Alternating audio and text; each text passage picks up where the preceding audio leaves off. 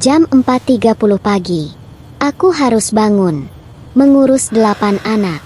Aku dihukum berdiri menghadap dinding karena salah membeli roti. Puncaknya, aku runtuh di lantai dapur, di antara pecahan botol susu. Majikanku bilang aku hanya malas. Namaku Nisa. Aku datang dari Tasikmalaya ke Hong Kong demi sebuah janji pada ibu. Dan ini adalah pengakuanku. Saat aku nyaris kehilangan nyawa karena kelelahan. Assalamualaikum warahmatullahi wabarakatuh. Selamat datang kembali di channel saya. Bagi Anda yang sudah subscribe channel ini, kami doakan semoga pintu rezeki Anda terbuka lebar, hutang piutang segera lunas, dan segala urusan dipermudah oleh Allah. Silakan tulis, amin ya robbal alamin, di kolom komentar sebagai doa kita bersama. Terima kasih sudah mendoakan dan hadir di sini. Cerita yang baru saja kalian dengar di awal tadi adalah kepingan hidupku. Kisah Nisa. Mari, duduk sebentar. Biar ku ceritakan pada kalian dari awal, bagaimana semuanya bermula. Kalian tahu apa yang paling aku rindukan dari rumah? Bau kopi. Kopi hitam kental yang kuseduh untuk bapak jam 5 pagi. Wanginya bercampur dengan embun yang menggantung di daun singkong di halaman rumah kami di Tasik. Pagi ini, jam 5 pagi di Hong Kong, aku juga mencium bau. Bukan kopi, tapi bau steril cairan pembersih lantai dan pendingin ruangan yang menusuk hidung. Begitu tajam, membuat paru-paruku perih. Namaku Nisa. 2 tahun lalu, aku mengemas mimpiku yang sederhana dalam satu koper tua, berjanji pada ibu bahwa semua akan baik-baik saja. Sekarang, aku berdiri di dapur yang lebih besar dari seluruh ruang tamu rumahku, menatap daftar tugas sepanjang 3 halaman kertas yang ditempel di kulkas. Dan aku sadar, aku sudah lama tidak baik-baik saja. Hidupku di Tasik sederhana, tapi penuh. Aku ingat sekali, pagi-pagi, ibu sudah sibuk di warung kecil kami di depan rumah. Suara minyak panas bertemu adonan bala-bala. Aku suka bau bawang dan kencur yang ditumis ibu. Bapak, pahlawanku yang pendiam. Bahunya selalu terlihat lelah setelah dari sawah. Duduk di bel bambu menyeruput kopi yang kubuat. Aku sering duduk di teras, menatap atap seng kami yang mulai berkarat di beberapa bagian. Hujan selalu membuat kami cemas. Bukan cemas karena dingin, tapi cemas karena air yang menetes di dekat lemari kayu satu-satunya. Aku tahu ibu sering berutang di warung grosir untuk stok warung. Aku anak tertua.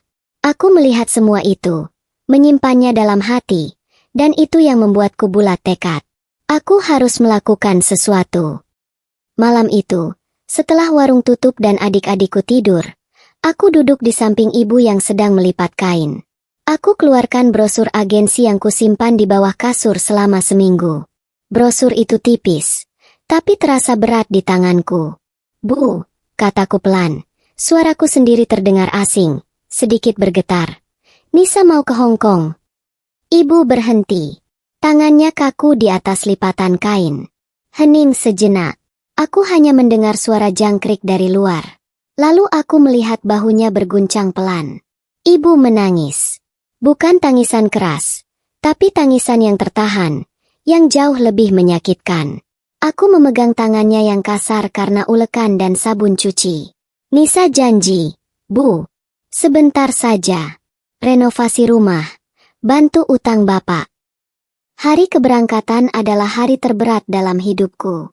Rasanya bandara itu menyedot semua udaranya. Aku memeluk ibu erat sekali. Aku bisa mencium bau minyak kelapa di rambutnya. Wangi yang selalu kurindukan. Aku mencoba kuat. Aku tidak boleh menangis.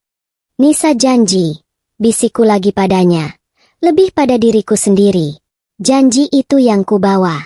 Aku memeluk Bapak, yang hanya menepuk punggungku 2 kali. Itu cara Bapak bilang, hati-hati, dan Bapak bangga. Aku berjalan melewati pintu keberangkatan. Tidak berani menoleh ke belakang. Aku takut jika aku menoleh, aku akan berlari kembali ke pelukan ibu.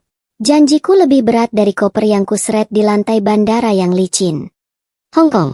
Aku tiba di apartemen Mrs. Chen di lantai 28. Liftnya senyap. Lorongnya wangi parfum mahal. Tapi begitu pintu kayu yang berat itu terbuka, dinginnya langsung terasa. Bukan dingin pendingin ruangan, tapi dingin yang berbeda. Steril. Besar. Lantainya marmer mengilap.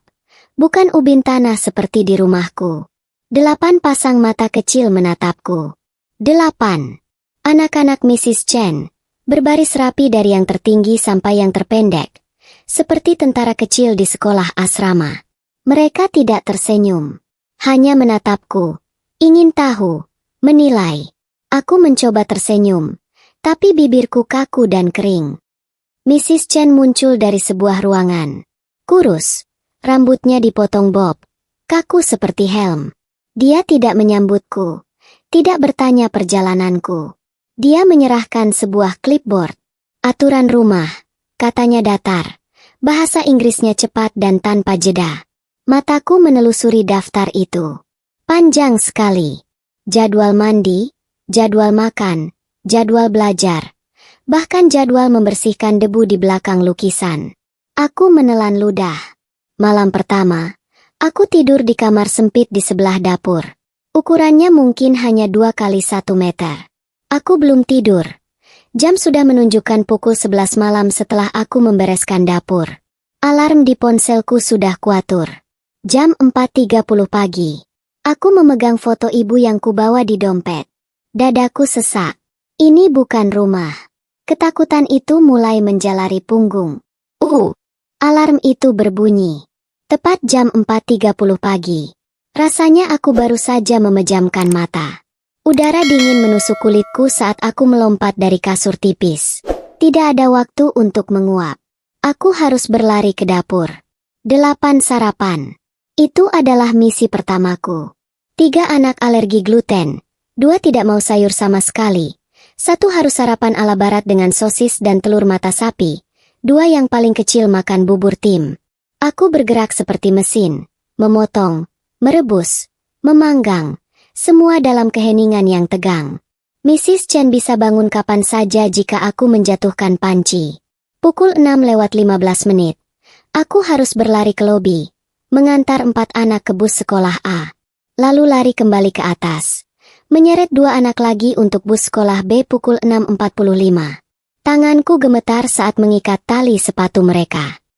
Setelah mereka semua berangkat, tugasku baru dimulai. Mesin cuci tidak pernah berhenti berputar.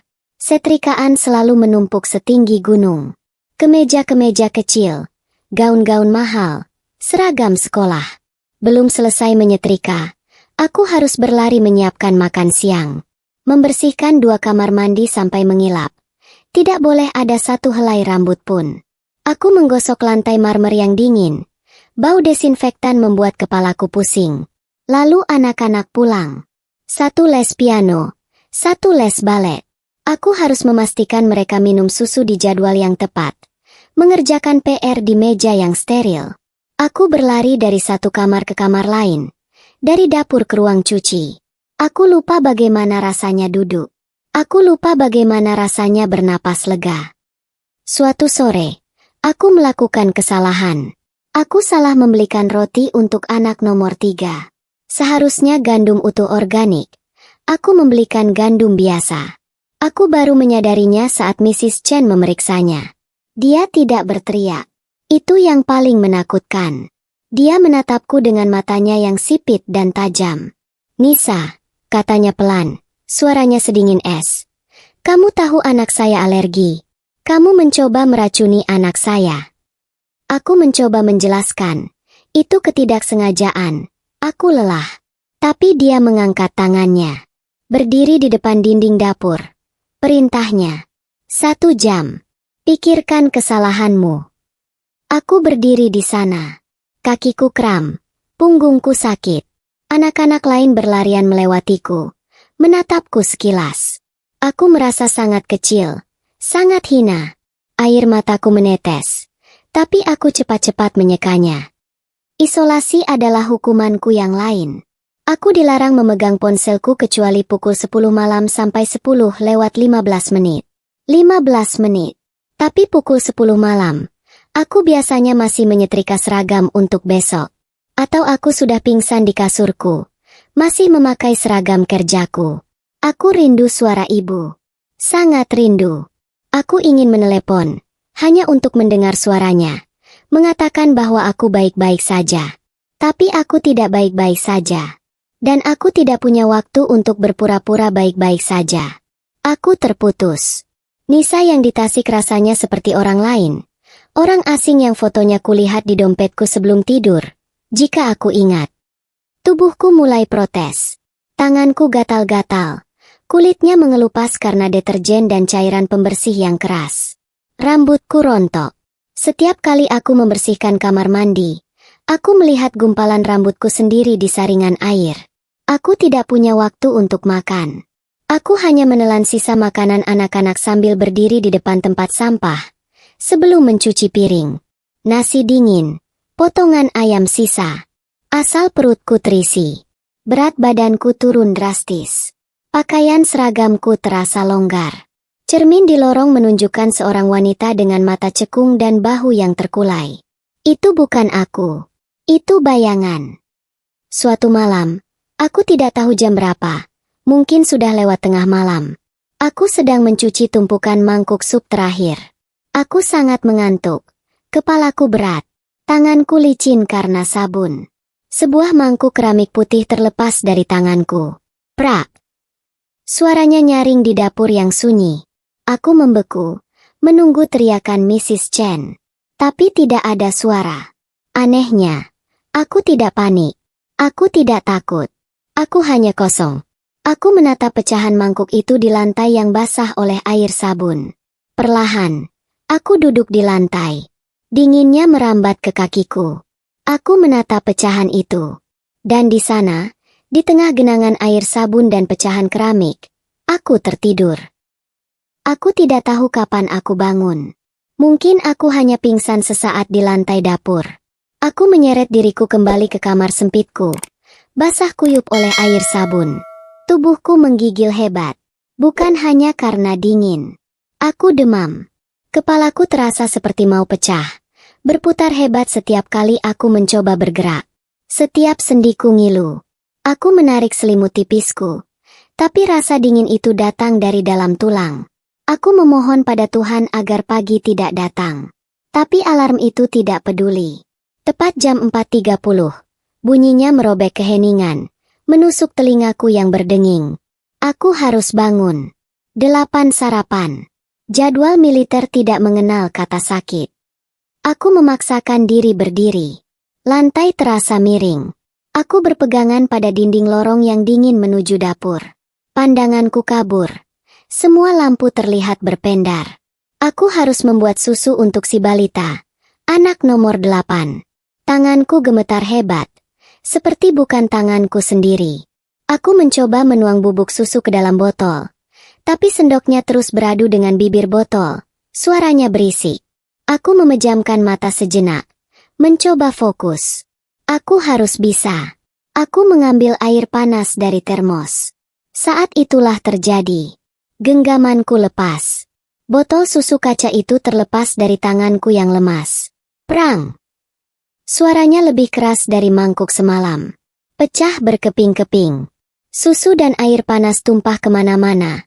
Menggenangi kakiku. Aku membeku. Ini lebih buruk dari mangkuk. Ini botol susu.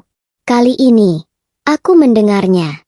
Langkah kaki yang cepat dan marah dari tangga. Mrs. Chen muncul di pintu dapur. Jubah tidurnya yang dari sutra terlihat kontras dengan kekacauan di lantai. Matanya langsung tertuju pada pecahan botol. Lalu ke wajahku. Dia tidak bertanya apa yang terjadi. Dia tidak bertanya kenapa aku pucat pasi. Kamu ini bodoh atau malas? Desisnya. Kata-katanya tajam. Memotong sisa-sisa kekuatanku. Aku mencoba membuka mulut. Mencoba menjelaskan. Aku gemetar. Bukan hanya karena demam. Tapi karena takut. MAM. Suaraku keluar seperti bisikan serak. Nyaris tak terdengar. Saya sakit. Aku menunjuk kepalaku yang berdenyut. Aku hanya ingin dia mengerti. Aku manusia. Aku sedang sakit. Tapi Mrs. Chen tertawa. Tawa yang kering dan menghina. Sakit? Katanya. Melipat tangan di dada. Sakit itu di pikiran. Nisa. Kamu hanya cari alasan. Kamu malas. Kamu tidak mau bekerja. Dia menunjuk pecahan botol di lantai. Sekarang bersihkan. Sebelum anak saya bangun dan tidak ada susu. Aku menatapnya. Di matanya. Aku bukan manusia. Aku adalah mesin yang rusak. Aku mencoba membungkuk untuk mengambil pecahan kaca terbesar. Tapi tubuhku tidak mau menurut lagi. Kepalaku berputar semakin kencang. Aku memegang pinggiran meja dapur. Mencoba menahan diri agar tidak jatuh. Aku teringat sesuatu. Aneh sekali. Aku teringat kokok ayam di Tasik. Begitu jelas. Aku teringat bau tanah basah setelah hujan. Tiba-tiba, meja dapur itu menjauh. Lantai marmer yang dingin meluncur ke arahku. Semuanya menjadi gelap. Aku runtuh, tepat di antara pecahan botol susu dan genangan air panas. Saat aku membuka mata, semuanya putih. Bau obat menusuk hidungku. Bau yang berbeda dari desinfektan di rumah Mrs. Chen. Ini bau rumah sakit. Lenganku terasa perih. Ada jarum infus menancap di sana. Aku sendirian di ruangan itu. Sampai seorang wanita masuk. Bukan Mrs. Chen. Dia petugas dari agensi. Wajahnya masam. Tidak ada simpati di sana. Dia menatapku. Kamu bikin masalah, Nisa. Katanya. Suaranya datar. Mrs. Chen minta ganti rugi. Dia menuntut kontrakmu dibatalkan. Aku menatap langit-langit putih. Aku tidak hanya hancur. Aku kini adalah masalah. Dokter bilang, namaku ada di diagnosis itu. Kelelahan ekstrim. Exhaustion. Bukan cuma capek. Tubuhku, katanya, berhenti berfungsi karena dipaksa bekerja melebihi batasnya. Setelah beberapa hari di rumah sakit, agensi membawaku. Bukan ke apartemen mewah, tapi ke sebuah penampungan di lantai atas ruko tua. Kamarnya sempit, pengap, diisi ranjang susun. Aku berbagi dengan 5 perempuan lain yang juga bermasalah. Tapi tahu apa? Di sana, untuk pertama kalinya setelah berbulan-bulan, aku bisa tidur. Tidak ada alarm jam 4.30. Tidak ada daftar tugas sepanjang 3 halaman. Hanya ada suara kipas angin yang berisik dan dengkur pelan dari ranjang di atasku. Itu adalah kemewahan. Tapi tubuhku boleh istirahat. Pikiranku tidak. Pikiranku masih terjebak di lantai 28. Setiap kali bel di penampungan berbunyi, menandakan jam makan, bahuku langsung tegang. Jantungku berdebar kencang. Aku terlonjak kaget, mengira Mrs. Chen memanggilku. Aku akan terbangun tengah malam, keringat dingin, bermimpi menjatuhkan piring. Aku takut tidur. Aku takut bangun. Aku menjadi bayangan Nisa. Aku duduk di tepi ranjang, menatap dinding yang catnya terkelupas. Aku merasa kosong. Aku selamat dari neraka itu, tapi sebagian dari diriku tertinggal di sana, di lantai dapur yang dingin. Aku akhirnya diizinkan menelepon ke rumah. Aku memegang ponsel umum di sudut ruangan dengan tangan gemetar. Jari-jariku kaku saat menekan nomor ibu. Jantungku serasa mau copot. Saat aku mendengar suaranya. Halo, Nisa? Suaranya yang hangat. Suara yang paling kurindukan di dunia. Aku hancur. Aku tidak bisa menahannya lagi. Aku menangis di telepon itu. Menangis sejadi-jadinya. Tidak peduli perempuan lain menatapku. Tangisan yang kutahan berbulan-bulan. Tangisan karena takut, karena sakit, karena hinaan. Semuanya tumpah. Bu, kataku di sela-sela isak tangisku. Bu, Nisa gagal. Maafkan Nisa, Bu. Aku mengharapkan kemarahan. Aku mengharapkan kekecewaan. Aku adalah anak yang gagal menepati janji. Tapi yang kudengar dari seberang lautan hanyalah isak tangis ibu yang pelan. Enduk, Nisa. Suaranya bergetar. Yang penting Nisa selamat. Yang penting Nisa masih hidup. Pulang saja. Enduk. Kita makan nasi sama garam. Yang penting kumpul. Kata-katanya meremukkan hatiku. Aku ingin pulang. Aku ingin sekali berlari ke pelukan ibu. Tapi aku tahu, pulang berarti membawa utang agensi yang puluhan juta. Aku tidak bisa. Aku tidak bisa pulang sebagai pecundang yang menambah beban mereka. Aku menyeka air mataku. Nisa. Nisa, coba lagi ya, Bu. Bisikku. Setelah hampir 2 minggu di penampungan, hidup dalam ketidakpastian, petugas agensi memanggilku. Wajahnya masih masam. Seolah aku ini barang rusak yang sulit dijual lagi. Dia melempar sebuah map ke atas meja di depanku. Ada satu tawaran, katanya, nadanya tidak antusias. Tapi ya begitulah. Aku menatapnya. Tidak mengerti. Majikan baru. Janda. Sudah tua sekali. Dia tinggal sendiri. Mau? Dia bertanya seolah aku punya banyak pilihan.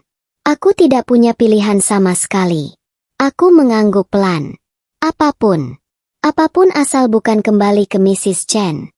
Aku diantar ke alamat baru. Gedungnya jauh lebih tua. Catnya kusam. Apartemennya di lantai 5. Liftnya sempit dan berbau apek. Aku berdiri di depan pintu kayu berwarna coklat tua. Nomornya 13A. Aku memejamkan mata sejenak. Berdoa dalam hati. Jantungku berdebar sangat kencang. Aku takut. Aku takut ini hanya neraka yang lain. Neraka dengan bentuk yang berbeda. Aku menarik napas panjang, mencoba menenangkan tanganku yang gemetar. Lalu, pintu di depanku terbuka. Pintu itu terbuka. Di depanku berdiri seorang wanita tua. Usianya mungkin akhir 60-an. Wajahnya bulat dengan kerutan lembut di sekitar mata dan mulutnya yang tersenyum. Rambutnya beruban, dipotong pendek dan sedikit bergelombang. Dia memakai kardigan rajut longgar di atas daster katun bermotif bunga. Kamu Nisa, ya? Tanyanya dalam bahasa Kanton, yang langsung diterjemahkan oleh petugas agensi. Aku hanya mengangguk kaku. Dia tersenyum lagi. Ayo masuk. Panggil saya Popo. Katanya, yang berarti, nenek.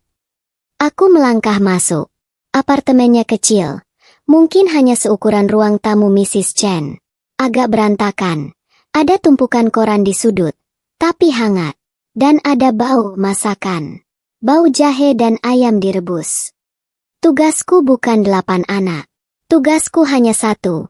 Menemani Mrs. Wong, Popo. Hari pertamaku. Dia tidak memberiku clipboard. Dia malah menyuruhku duduk di meja dapur yang kecil. Kamu sudah makan? Tanyanya.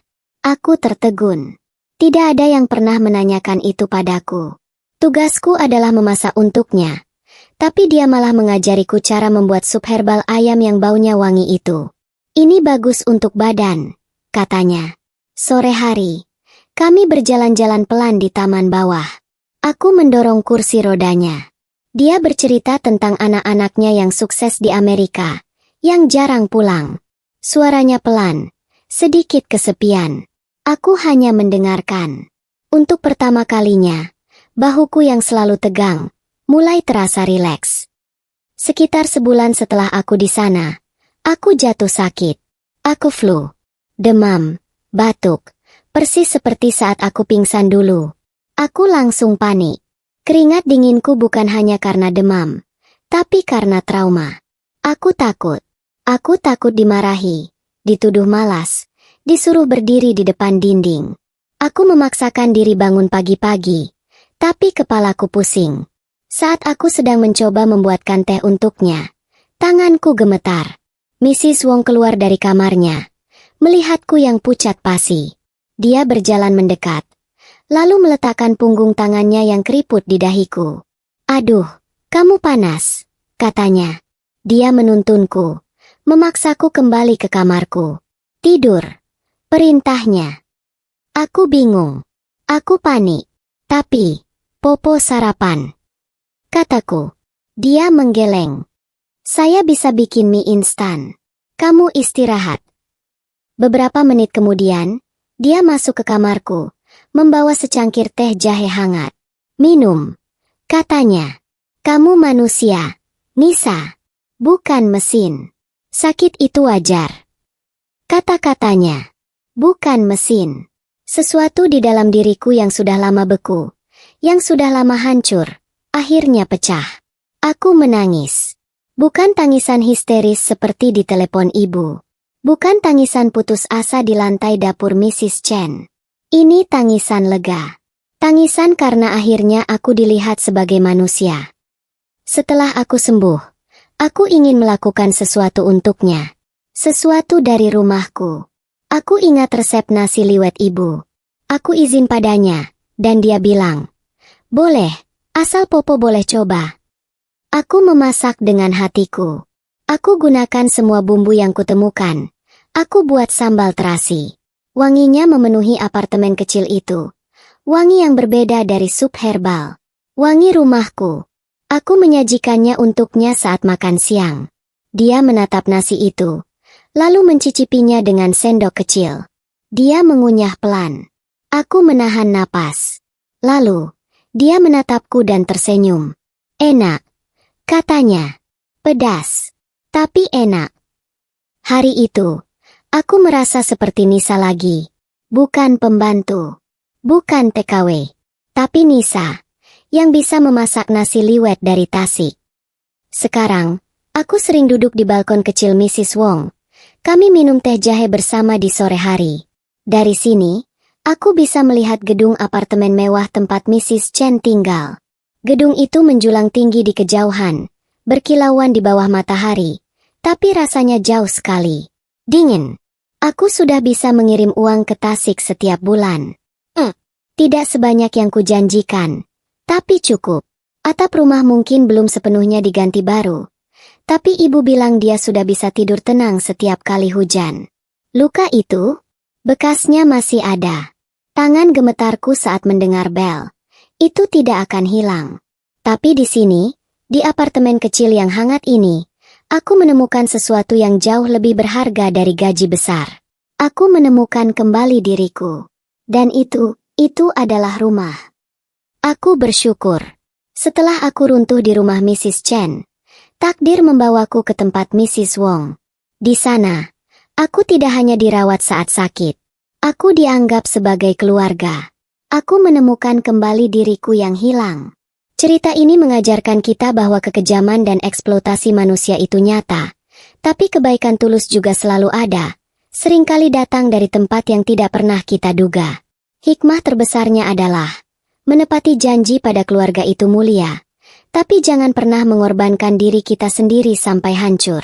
Karena kita semua berharga sebagai manusia, bukan sebagai mesin. Kisah Nisa ini adalah cerita fiksi, tapi sengaja kami tulis serealistis mungkin, berdasarkan kisah-kisah yang mungkin banyak terjadi di luar sana, agar kita bisa mengambil hikmah dan pelajarannya. Terima kasih banyak sudah bertahan dan mendengarkan ceritaku sampai akhir. Aku terharu kalian mau menemaniku. Apa pelajaran yang paling kalian rasakan dari kisah ini? Tuliskan di kolom komentar. Ya, jangan lupa berikan like jika kalian tersentuh. Dan subscribe channel ini agar kita bisa bertemu lagi di cerita-cerita berikutnya.